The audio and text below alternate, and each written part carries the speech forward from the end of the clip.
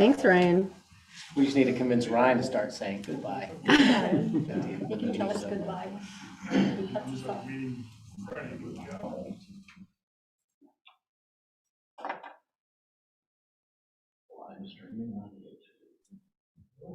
And we are live. Good afternoon, or good evening. It's Valentine's Day, Monday, February 14th, and this is the 6:30 p.m.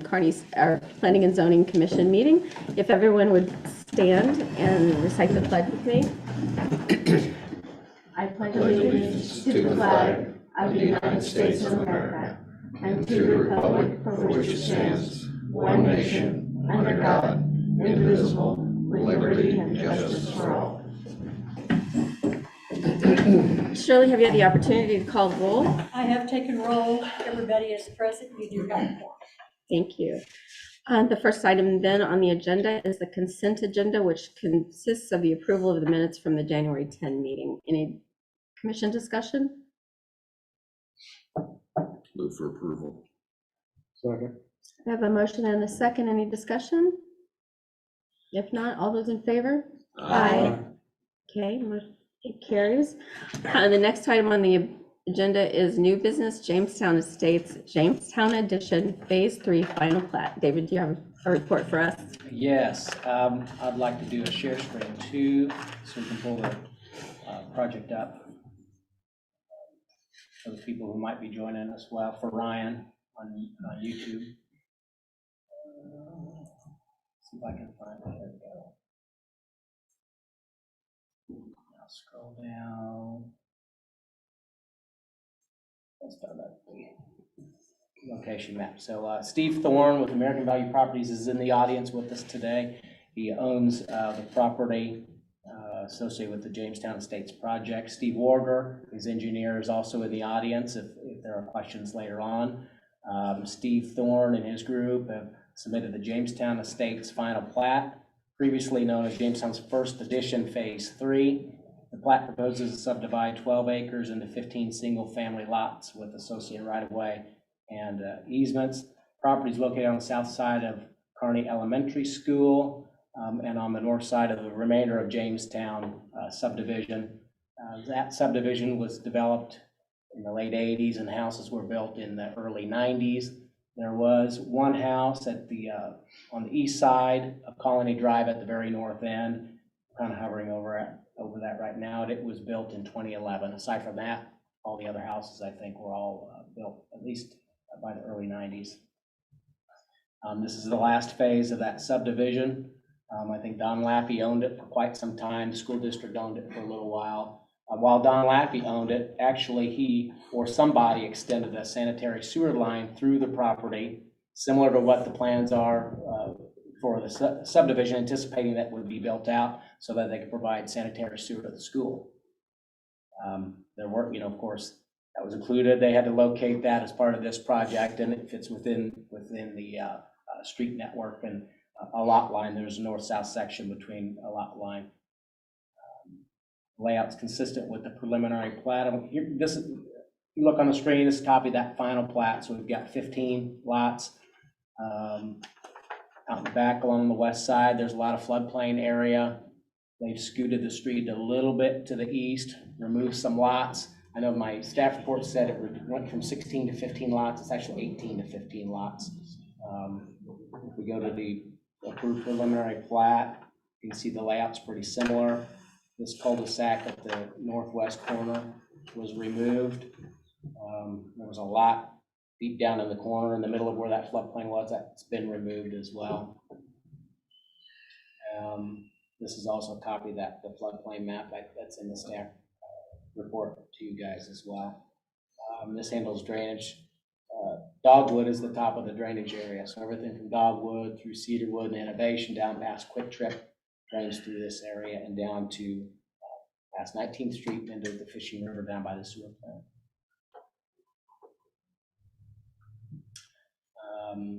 Staff recommends sidewalks be installed. If we go to the aerial map, the two houses on either side of Melinda Drive entrance, there are no sidewalks along that east-west section. Also along the north side of the North Colony Drive lots, they've agreed to construct those sidewalks as part of the project. So we get connections so people in the subdivision can walk out, go to school, or go down to the parks or wherever. Revised engineering plans have been submitted for the city engineer's review. Those should be approved pretty soon, and I suspect they would plan to maybe start construction here when the weather warms up. Subdivision agreement has been signed, which allows parkland fee to be paid as part of the building permit. That's a standard procedure that we've got too. Staff recommends that the Planning and Zoning Commission approve the Jamestown Estates final plat with the following conditions. 1, submit a revised final plat if necessary. 2, construct sidewalk connection along Melinda Drive to Jefferson Street. 3, approval of engineering plans by the city engineer. 4, floodplain development permits for any development within the floodplain. We don't anticipate any development in the floodplain. They've got, their building lots are far enough away that they should be fine and not have to worry about that. Now, they may need to do, in the staff report, you'll see, I talk about mortgage insurance may be required because the lots have floodplain on the lots. They can go through a letter map amendment process to verify that the houses are outside of the floodplain, and then that would remove the need to have insurance if they want to go through that. Let's see, condition number 5, submit a copy of DNR land disturbance permit. 6, install and maintain sediment and erosion controls throughout construction. 7, submit covenants or restrictions for review. 8, payment of the parkland fee, which would be included as part of the building permits for that agreement. 9, maintenance guarantee for public improvements. 10, as-built plans upon acceptance of public improvements. 11, record the final plat within 1 year of alderman approval. 12, record covenants, restrictions, final plat, ordinance with the plat. And 13, develop the site in compliance with all city codes, conditions, requirements, plans, and payment of fees and taxes. This application being a final plat before the Board of Aldermen next week. And it will be a Tuesday meeting, not a Monday meeting. Okay, thanks. And a staff report, Steve Thorne and Steve Ward are in the audience if the board has any questions for the applicant. Would either of you like to speak to the board before we start our discussion? Well, for introduction of Steve Warder with Warder Associates, 6127 Northwest Pine Ridge Circle, Parkville, Missouri. Engineer on the project, a few things we're working with the city engineer. He had 3 or 4 minor comments, basically based on easements and some extension of those. Have no problem with that. We'll get that reflected on the plat. As David mentioned, we pulled the street away from the floodplain area, and we've set minimum low opening elevations for the city requirements 2 feet above those elevations. Reduced, obviously, we got rid of the cul-de-sac, so we reduced the square footage of asphalt by like over 2,000 square yards in that area. We have agreed to the sidewalks, the ones in front of or between the 2 existing houses may have to be a go against the curb or whatever based on what's going on, just because of width that's left. But we'll work with the city to make that work. We do intend to get this going as soon as we can, as far as the final plat, and get construction going fairly quickly. With that, we're in agreement with all the conditions, and we're all here and happy to answer any questions you may have. All right, thank you. Okay, we'll open it up for commission discussion. You want me to go first or last? Go first. It's only gonna be long. Okay, first of all, David, there were 17 lots in the original plat, 18 if you want to count 50, the old pond. Right, yeah, I recounted that today, and so Okay. the staff report was So you on. might want to correct that. I'll give you guys a little basis. I lived there from 1988 till just recently moved in 2019. So this was our backyard. And I played there all through the 60s. That used to be a pond there, and it's all silted in. What's now in they call the 100-year floodplain piece of ground. I guess I was curious the way you split it up and why those people have to have that in their backyard, but it may be because the floodplain part has encroached out and you needed the square footage for the lot, I'm guessing. Is that correct? Will Yes, you as far reduce? as moving, we just moved it farther away to make it more buildable lots and not interfere Yeah. with the floodplain, because the area, once you get past those trees, not too far past the trees, and if you've been back in there, then it gets pretty deep. It drops off I'm very familiar 20, with what's 25 back in feet. there. So I'm not, I wasn't here when the pond was here, but I did work many years ago with Churchman on the other side of Well, the tracks doing that subdivision. And If you were here when the pond was here, you'd have been 8 with me. So, Yep. because that was the favorite place to go shoot frogs. Perfect. But no, we changed it. One is because we wanted to go a little bigger with some of the lots. We didn't want the lot 50 down behind. There wasn't any way to get across that. Well, I was just curious at why, you went down. I understand the reducing the asphalt part in that little cul-de-sac, but I was just curious at why we went down in lots, but that's you guys' business decision. I was just curious. Right, just basically to move it away, and then and when you reduce the street, you reduce your available frontage, and basically get maybe more of an estate type lot in some Yeah. cases as far as doing that. Okay. The main thing of my concern, and I've already expressed this to David, is the water that is gonna run off of that piece of ground. Because I can tell you now, the water that comes through that culvert underneath the railroad, when we get a big rain, is the torrent. And it floods,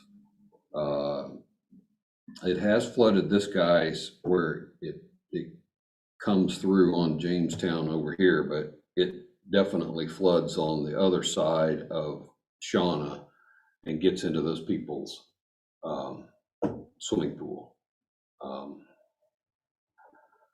So I can't see how this is going to do anything but make it worse.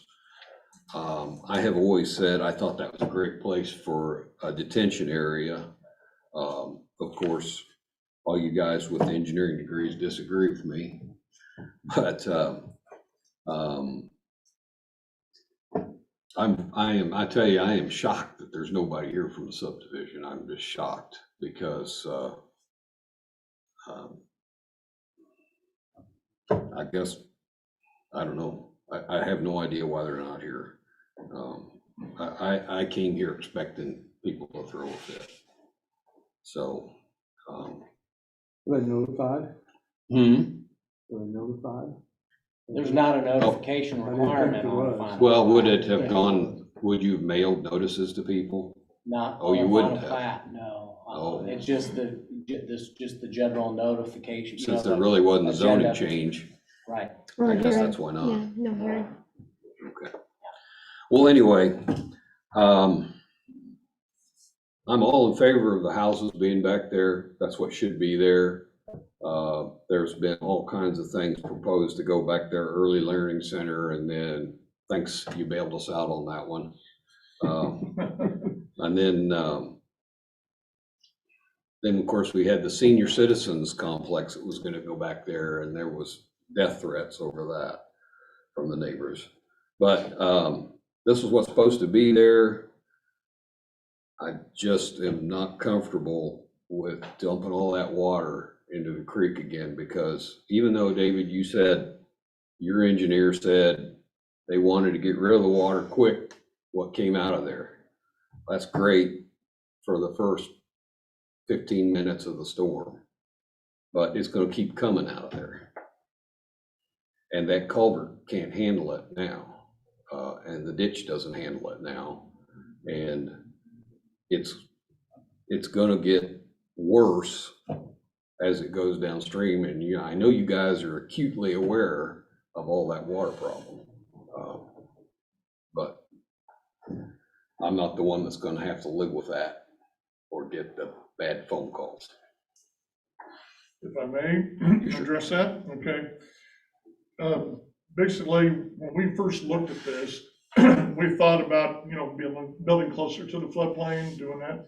And to do that and to do some different things, I contacted FEMA as far as part of the engineering stuff to see what we could do, and see what I was gonna be able to do as Yeah. far as working with filling in the floodplain, doing some different things with the hydraulics and hydrology of that Right. situation. So I got their data for the FEMA deal.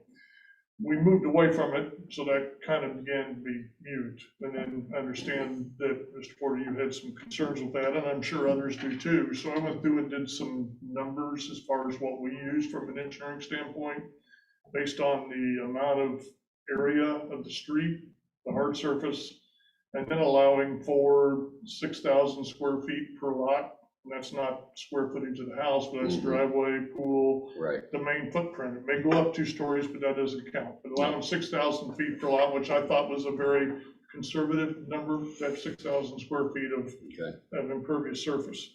Running those numbers in the 100-year storm, changing what we call the C value, or the coefficient of runoff based off impervious areas, we show an increase plugging it into the FEMA at that location of 0.02 feet, which is a quarter of an inch. Okay. As far as that flow. So I'm very aware of it. I'm working that obviously all the time. Okay. And I wanted to find out what it was too. So we just went there that way. I know that they were kind of grandfathered in as such because it was preliminary plat, but if there was some major deal there, we would try to address it. But I really think with the depth of the channel and doing all that, that we're probably, and I really and truthfully think that in the overall hydrology that FEMA does, we did it as if we were just doing that one. When FEMA does it, there's a different way of calculating travel time and all that. Probably would even be less of an increase in the end. Well, I appreciate you doing the numbers. All I can do is tell you what happened there and what has happened there. And so I can remember right off the top of my head, at least 300-year floods then, from 1988 to 2019. So that's one every 10 years, basically. And that's what's gonna happen. And so, I I mean, understand, we've had some pretty good flows, and they say 100 years, but it's not every 100 years, it's a 1% chance of that storm happening. yep, I At know. any time, so we could have 15 of them in a year if we got that right. We've built gigantic holes in this town to catch all this water that barely ever fill up. But it just baffles me when we know there's a problem and there's a piece of ground that's useless there. And I know you gotta deal with FEMA, and I know that's a pain in the you know what. But, that seems like a great place for it to me. But if nobody wants to do it, then so be it.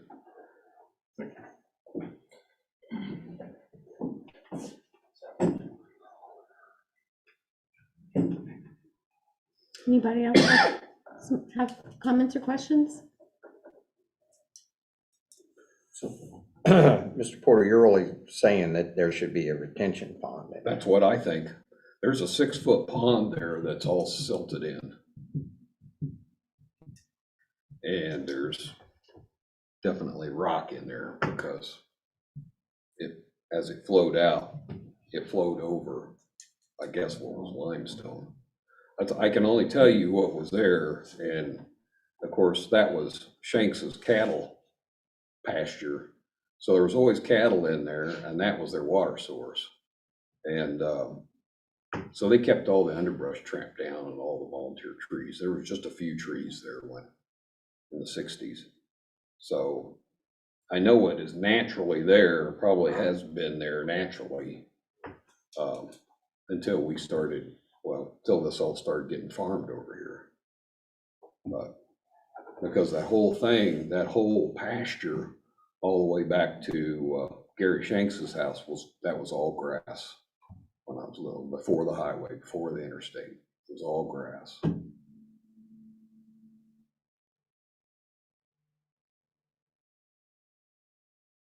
Where does the creek that runs behind me, does that go up toward Price Chopper and up in there, I'm back on Brett Circle. You're on Brett Circle? Yeah, so I can pull up the Google Earth. Hold on a second. That comes in from, whatever that Yeah, is. so this is the property here.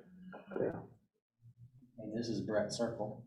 So that would be, are you on the circle? Yeah. Okay, I'm yeah, back so- of it. So that creek, your backyard was under Shauna Drive, goes through this property, Right. under the railroad tracks, and then ends up, it's up by Price Chopper. So that's right after where you're talking about, that's when the two of them run together. Yeah, that goes into it after. Right.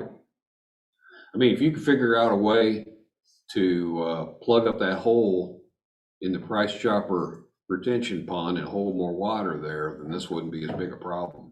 Yeah. But I've never seen that thing hold an ounce of water. It just floods, it just goes right on through there. I've never seen any water in it. So,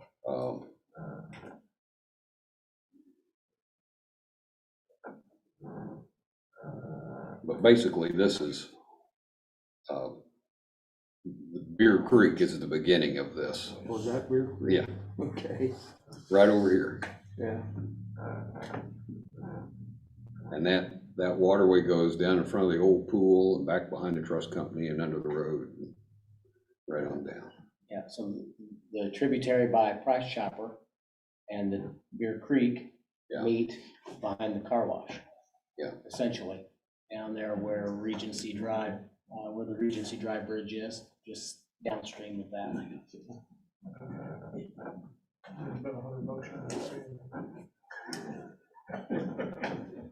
If it pleases, I'd like to speak. My name is Spencer Thompson. I'm an attorney representing the applicant in this matter. My office here in Kearney and Mr. Thorne's offices at 351 West Washington, Kearney, Missouri. And so a couple of points I wanted to make relative to your discussion. Firstly, Mr. Thorne lives in the development. He lives in one of the houses that is directly across the street there on Shauna Drive at 700. No, 207. 207. This Oh. guy right here. So, yeah. You're right in the You got the target. creek- I you didn't got the realize creek- that was your You house. got the creek in the backyard. Okay. Been there for 4 years, yeah. Yeah, Mr. So I'm Thorne, very familiar with the. water. Yeah, you guess you are. Yeah. and according to Mr. Thorne, who's lived there 4 years and obviously spoke with the previous owners, the house was not flooded. No, ours, I know, Yeah. that we're very aware, I mean, I've heard from all the neighbors that that when Price Chopper was built, there's been a problem since then. But we have never, since we've been there for 4 years, ours has never, I don't think our home has ever flooded, as far as I know, but we've only been there for 4 years. Well, and as Mr. Warder said, he's done the analysis on what this does to increase water flow, and it's pretty minimal. So there may be a pre-existing issue, and this may contribute slightly to that. But it'll be ever so slight based on the calculations, and there'll still be a large area of open space where water can accumulate. We're not building, obviously, in the back portions. The heavily treated areas are going to remain in their current state. The other thing I wanted to mention, which I think is important, there is certainly common knowledge amongst neighbors in the area. Many of Steve's neighbors are aware that this application is pending and that this is here. It's true that no formal notice was required because this is a final plat versus a preliminary. However, I would find it, and I think Steve Thorne would as well, find it shocking if a huge number of the folks that live there weren't aware of this, because it's been brewing for some time. Mr. Thorne, it was common knowledge that his company acquired the property from the school district. So there's a lot of knowledge, word of mouth, and a number of the residents are not here tonight. So I just wanted to be sure that was made known. Thank you. Thank you.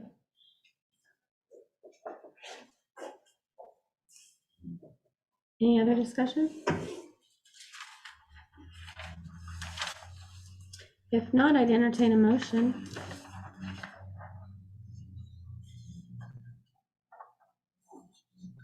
Make a motion to approve the staff recommendations. Second. I have a motion and a second. Any discussion? All those in favor? Aye. Opposed? Okay. Me. Just out of principle. All right, motion carries, and that will be forwarded to the Board of Aldermen meeting next Tuesday, the 22nd. Thank you. Thank you. Thank you.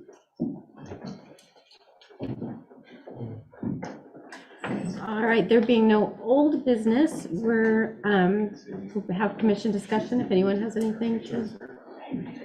Is there anything we can do about getting the price chopper retention thing to hold more water? Probably not. You know, I made a note, I'm gonna call, Ron Calgar with AGC was the engineer, so I'll call them and see. Every time I How that bring would this up operate. with Paula, all the engineers assure me they're a lot smarter than me, so. And Jim does That's too. part of being an engineer, I think. Comes with your engineering degree. I mean, because that would be, like you said, it's a pre-existing I just, condition. you know, I don't know. John Cooks told me does John still live down there? He lives across from 1305. you now. He told me he's gotten water into his swimming pool. I don't know which house he lived in. Mhm. I don't know which house he lived in. He lives right next to him. Right, you know, their Next to swimming John's pool. Next to Steve? He's still in. See their swimming pool right there? John, you're right on John Cook's house right there. Right here? Right Second there. one? Okay. He's John told- doesn't live there anymore. He He doesn't still live there. lives in Jamestown. He lives right across the street from me. Oh, all right, well, then they did live there Yeah. at one time. And he told me they got water up into their backyard. Well, I know miners have had a lot of water in their yard, but it's never gotten in their basement. Yeah, we've not had reports of water actually getting into houses.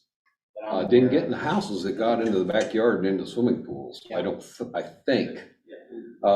Hey, Jim, help me out on a name, who lived there on that corner, was, Bunkers, Melissa Munkers. I don't know what her married name is, but Michelle. Michelle Well, Munkers, right.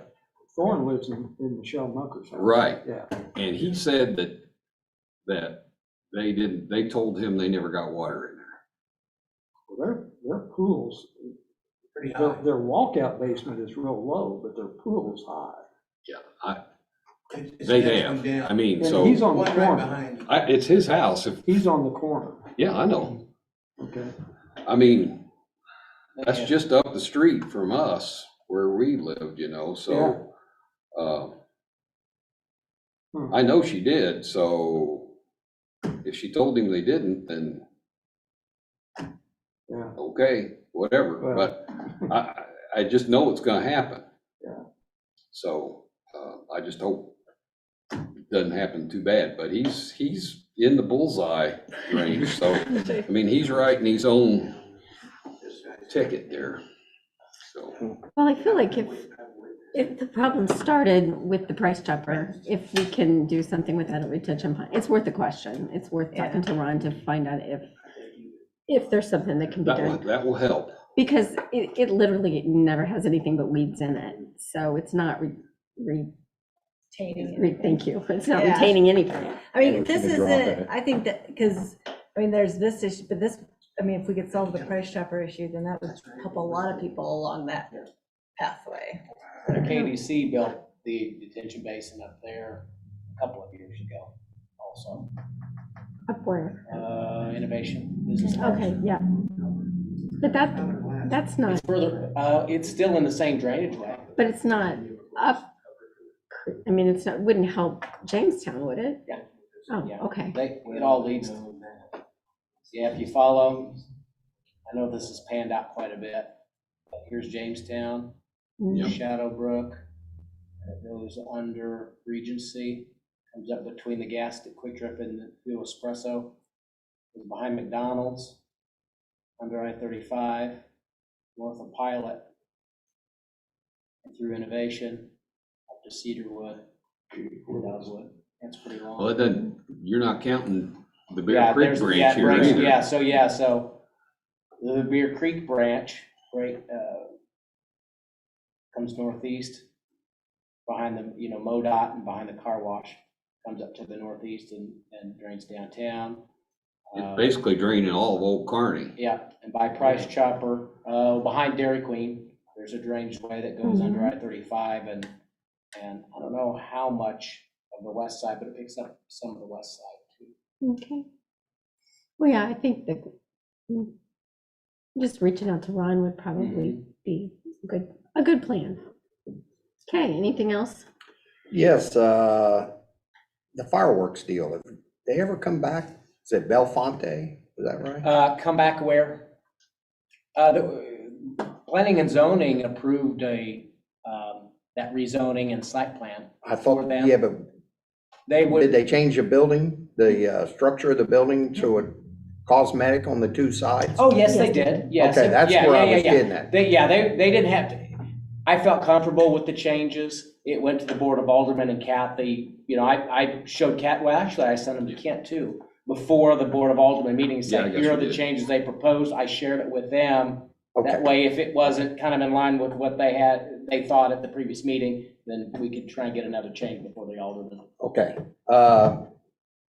What's going on with Stuckey's old building up here with the campers and stuff? A guy bought it. He lives down in Holmes Creek Hills, and he bought it to store his RVs. So he's got two of them, and he bought one for grandma and grandpa, and so he bought this lot to store it there for now. He's done some renovations on the inside of the building, but they're just personal RVs that he's storing. Well, I understood that he was in the rental business. Or if you wanted to rent one for the weekend, they take it out to the park, set it up, you stay in it, they come and get it when you're done. I'm not aware of that. We had a conversation, I had a conversation with him. We went out there on the site. That was cold, so it was probably in December sometime. He explained what he did. He said he wasn't into renting it out, you know, renting those out. He works for Cerner as a subcontractor for Cerner, and I think he's pretty successful and has extra money, and they like to go camping, and so He's doing got that, those they RVs. have to collect sales tax and Oh, all those yeah. goodies. Because there are a lot of people out there, you know, just like myself, if I wanted to rent mine to somebody, I could. Mhm. There is There's like an a lot of that Airbnb going on. for camping, or Yep. for RVs. Exactly. We don't have any ordinances for Airbnbs, do we? No. We have, our zoning ordinance defines what a bed and breakfast inn, or bed and breakfast inn and bed and breakfast home. If you read that definition, I guess the way that those were treated were, you would live in the house and then you'd rent a room to somebody and provide breakfast in the morning, and then they go about their business. Airbnbs maybe are a little bit different, where you may not live in the house. You might, or you might rent a room to somebody. Yeah. We've not passed any codes related to that. I did actually look up an Airbnb in Kearney last week. There was one. Someone was offering a room, and they live in a duplex. But, we've not received complaints about in it. I figured at some point in time, if it becomes an issue, then we'll get neighbor complaints, or the board might get neighbor complaints. Well, every weekend, there's somebody different here. What's going on? And then maybe it would prompt a code change or something. But right now, maybe a little under the radar, but there was only one in town that I saw. Chuck mentioned the fireworks. Is there an ordinance on storing close to a school building? Storing fireworks close to this? I don't think so. It'd be fire code related, so. Okay, Not that I'm aware I was just asked that. of. I mean, if there was, it would be through the state fire marshal's office. There's nothing as far as local codes that the city's Okay. got.